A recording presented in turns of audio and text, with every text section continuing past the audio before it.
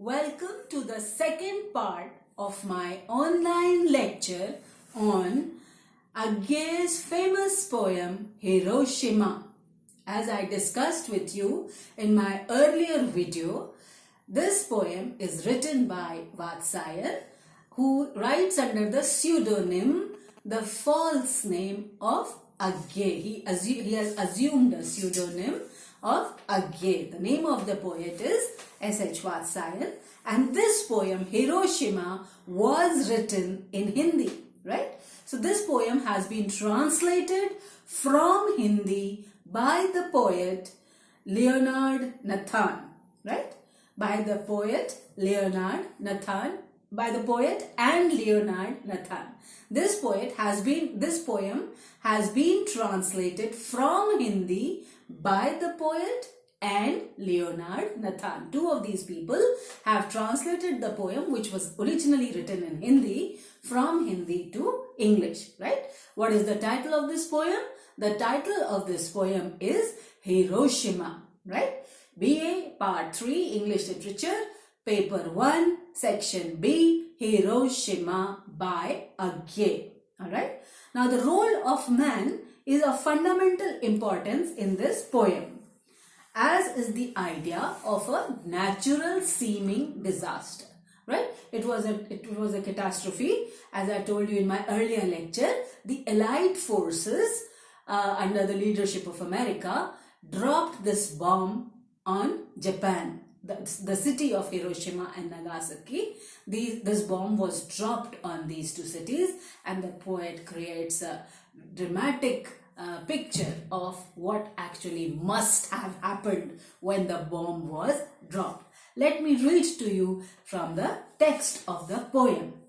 Hiroshima by Agye. On this day, the sun appeared. No, not slowly over the horizon, but right in the city square.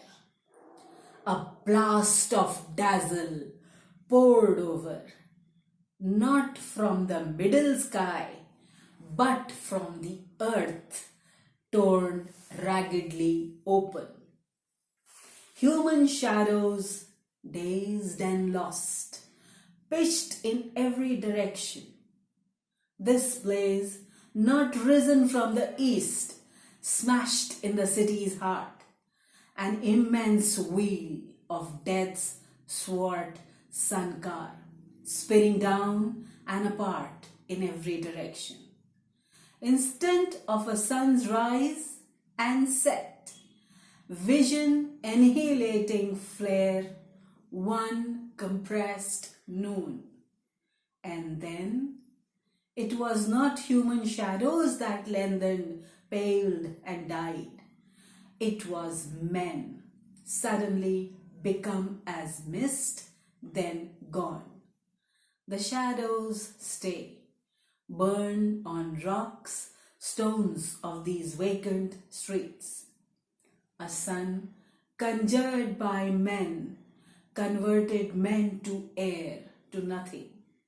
White shadows singed on the black rock give back man's witness to himself. All right? This is the text of the poem. These are the lines of the poem. Let me now discuss these lines one by one. Let us begin with the first stanza. The poem begins with irony and contrast, both of which are important tools of modern poetry. Irony and contrast. Look at the opening line of the text. On this day, the sun appeared. No, not slowly over the horizon, but right in the city square. A blast of dazzle poured over. All right. So the sun rose on this day. What is the day? Which day is the poet talking about?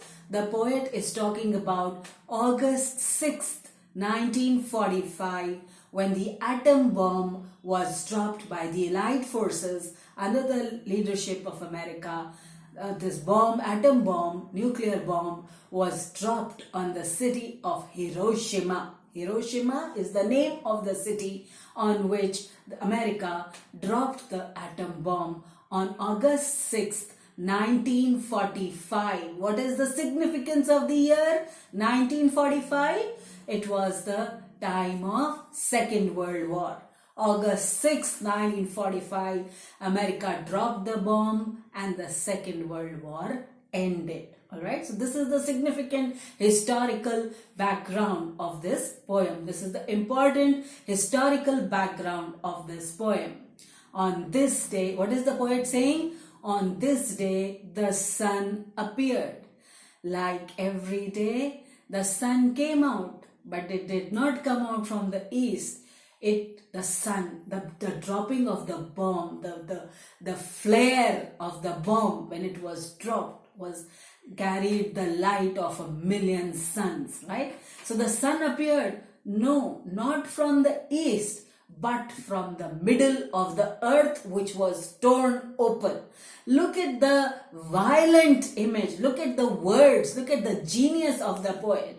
Through a violent image, the poet is conveying to you the dropping of the bomb. Immediately, a vivid picture of the dropping of the bomb comes to our minds. I will continue in my third video. I will continue to discuss the rest of the poem. This was the first stanza. These were the first opening lines of this poem. Thank you, students. I am continuing in the next video.